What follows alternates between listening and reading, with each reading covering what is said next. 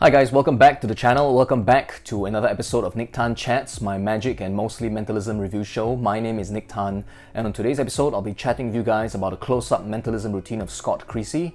This is something that he calls Trident.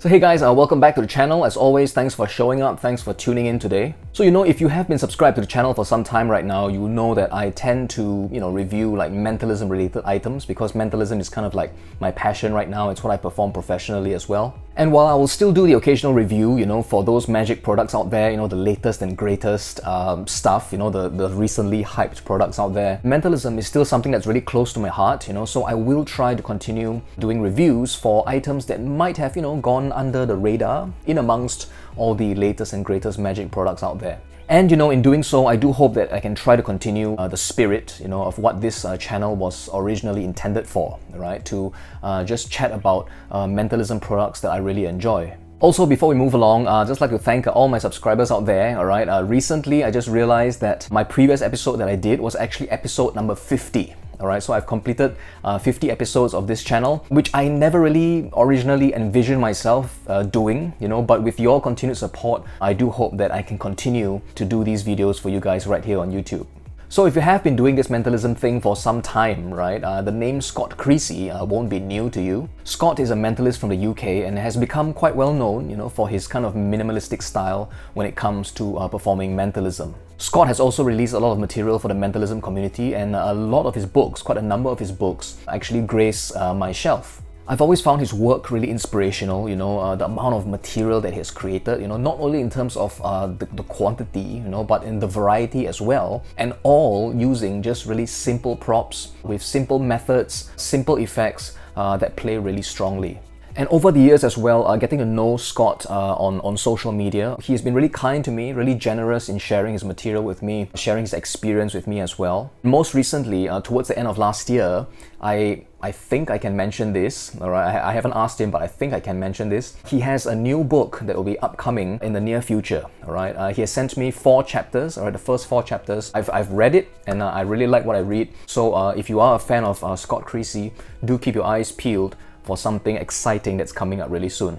So today's item called Trident is not new, alright? It's been out for some time right now. In fact, I got to read Trident sometime in April. Alright, April last year when Scott sent it to me. Now, he didn't send it to me for like a review, he just sent it to me to get my opinion on the routine. So what is Trident? Alright, so Trident is a close-up mentalism routine, okay, and as the name suggests, okay, Trident, it's a 3-phased routine performed for 3 spectators just using 3 billets.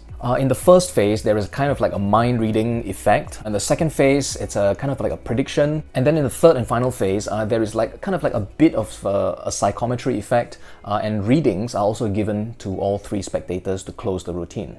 So what do you get when you purchase Trident? Well, Trident is actually a PDF, okay, it's like a 30-page PDF. For me personally, I printed out, a copy because I really like to read hard copy PDF books when possible, alright? Some books are like, 200-300 pages long and it's not feasible for me to print them out. But whenever possible, I will try to print out a hard copy for myself to just carry around and read with me. I really should have printed this in like a larger font.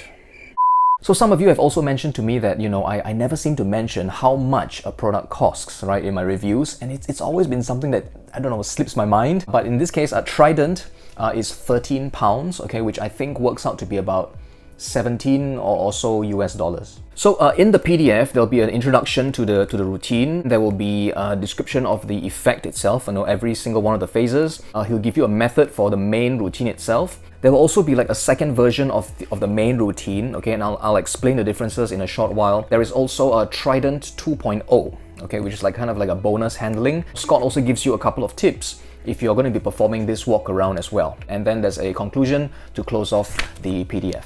So at this point in time, I'm going to have a closer look at the routine with you guys, okay, and then I'll just dive a little bit deeper into exactly what happens in each of the 3 phases. So as I mentioned earlier, phase 1 is kind of like a mind-reading phase, okay, so what happens is you hand out, okay, you distribute 3 blank business cards to 3 different spectators, and you invite each of them to write down their birthday, okay, not the year because that wouldn't make sense within the context of the 3rd phase. At this point in time, as they are filling in the cards, you can be turned away completely, okay? You don't have to see anything. No sneaky business happens during this phase. Everything is fair and above board.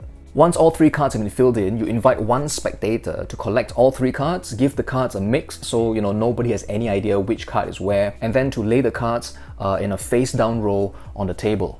Again, throughout this whole sequence of events, you can be turned away the entire time. You don't have to touch or see anything. Once the 3 cards are on the table, you then turn around and you designate one spectator to be a transmitter. You tell the other 2 spectators to turn away, and you turn away as well, and you invite that one spectator to just peek at one of the cards on the table. Now, it might be their birthday, or chances are it might not be theirs, but it doesn't matter.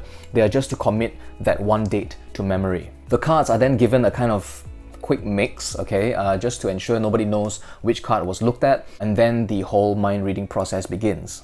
Now you, the performer, even though you have not looked at any of the dates on any of the cards, after that mind reading process that you take the spectator through with you, you can then very quickly scoop up all 3 cards and remove the exact date that they are thinking of.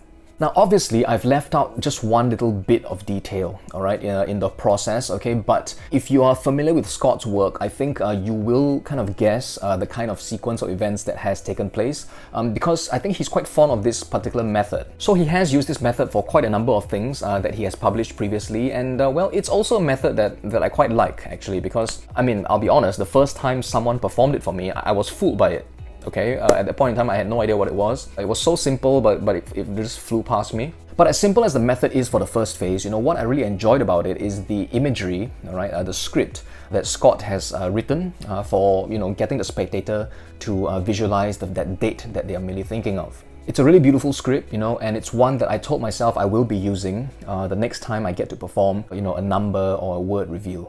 So that was the first phase, all right? In phase 2, what happens is the cards are collected again by a spectator. They are just mixed up again and laid out, in a face-down row on the table. You then kind of sense energy, from one of the cards. You pick up one of the cards facing yourself, and you draw a circle over the date. Now, you don't show the spectators which date you have circled, okay? But once you have done that, you return the card and you invite any of the spectators again to just mix up the cards, lay them out into a row on the table once again, so nobody knows where the circled date is. So that date with that circle, all right, acts as kind of like a target, all right? So at this point in time, you invite one of the spectators to generate, okay, a number in their mind. Okay, this number only exists in their mind. It is not spoken, it is not written down. It doesn't exist in any physical form at all right? It's really just in their mind. And now you proceed to verbally count out loud, all right, slowly, like 1, 2, 3, 4, 5, 6, 7, 8, pointing to each of the cards in turn.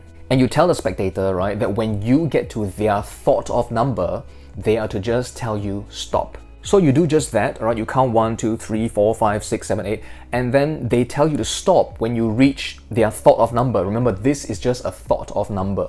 And the card that you stop on is turned over and it is seen to be the circled number. The other 2 cards can also be turned around to show that, no other circles are there.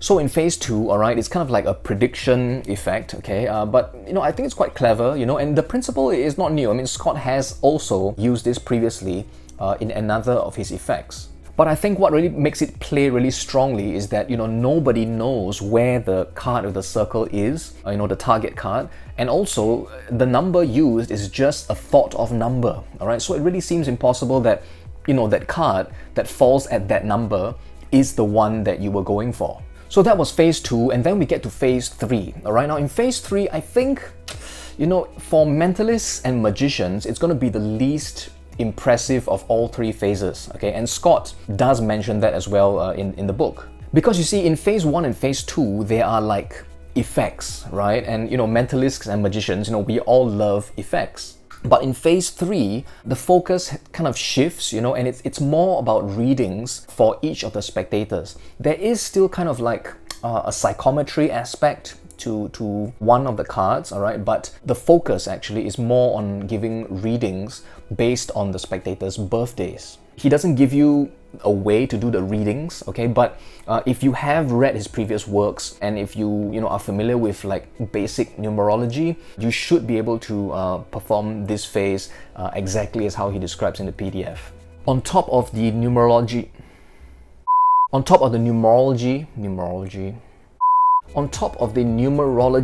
you can also give tarot card readings as well, okay? And Scott also, briefly discusses how you can convert the numbers to tarot cards as well and give the spectators readings based on tarot cards. So you do have quite a bit of content to give to each of the spectators. So I did mention that there was like kind of a second version that is taught in Trident, right? So that version is kind of like more of the psychic kind of metaphysical way of performing it, and that is how Scott actually performs. But then there is also a version that he teaches that is for, for those of you out there who prefer the, the whole psychology, science in action kind of presentation. This program fuses magic, suggestion, psychology. So for those of you who prefer that kind of an approach, alright, Scott gives you a second handling that allows you to perform the routine with drawings, okay, instead of birthdays. So if you don't wish to dabble with like, numerology readings or tarot card readings in the third and final phase, you can use drawings and give kind of character readings instead. So in the PDF, Scott will also describe to you a version called Trident 2.0, okay, which is a version that you can perform without a table. Okay, so if you're doing like, kind of like walk around engagement, you can also perform a similar kind of effect just using the 3 cards and no table at all. So this particular handling is more closely related to other versions of this effect that have come before, most notably things like Larry Becker's Sneak Thief, Max Maven's Desire that was published in Prism, I think. Also, Andy Nyman had something that he called Magician's Graphology, okay, which can be found in his short, punchy and mental notes. So while it is similar to these other effects, alright, it is still different, because Scott has a way of sequencing the routine so that it doesn't feel like repetitive, right? Because in these sorts of routines, there's always the risk of, it feeling like you are doing the same thing again and again. But Scott has a way around that, which is quite simple and quite logical as well. Now, I have performed this particular routine for a group of friends, but obviously being friends, I can't use their birthdays, alright, because that won't make sense within the course of the routine. But what I did was I got 3 of them to write down just a random 3-digit number, okay, that just doesn't mean anything to them, that just seemed to come into their mind. And then for the finale of the routine, I just gave a very simple, numerology reading based on those 3 numbers, alright, like a past, present and future kind of a reading.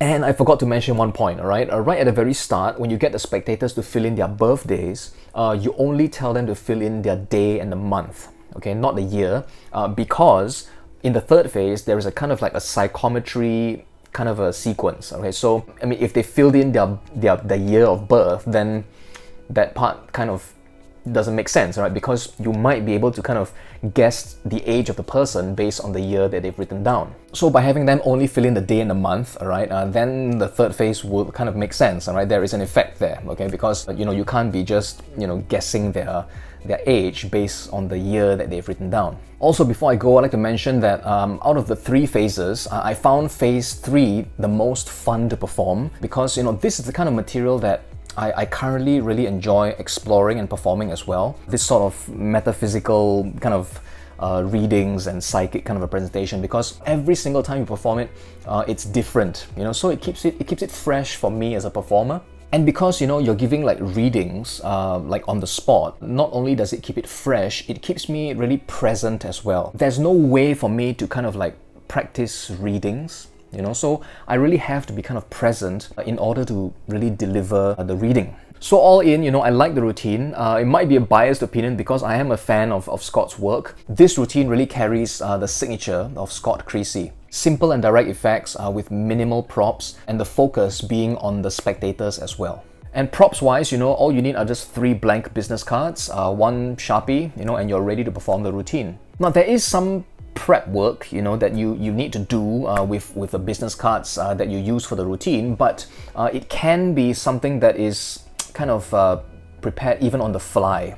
If you can prepare beforehand, obviously that's better, but even if you're going to be performing it like, immediately and impromptu, using a variety of methods, you can also set it up on the go. Again, although this is not like a requested review from Scott, okay, I just did this episode out of like my own accord. I still want to thank Scott, all right, for sharing this with me so that I have the opportunity to learn this and to perform it for my audiences. If you'd like to pick up a copy of Trident for yourself, I will leave the link in the description box down below. Also, before I go, a quick shout out to all of you guys out there. If you're not yet subscribed to the channel, okay, but if you've been coming to my channel to check out my content, if you find value in my content, you know, if I've helped you, then help me, okay? Click the subscribe button right now, hit the like button as well, hit the bell notification button, do all those things because those things really help me to try and continue to grow this channel on YouTube. I'm trying to hit 2,000 subscriptions, you know, as soon as I can, okay? Hopefully by the end of this year, all right, at least. So if you can, help me out with a sub and I'll continue to try and do these videos for you guys on YouTube.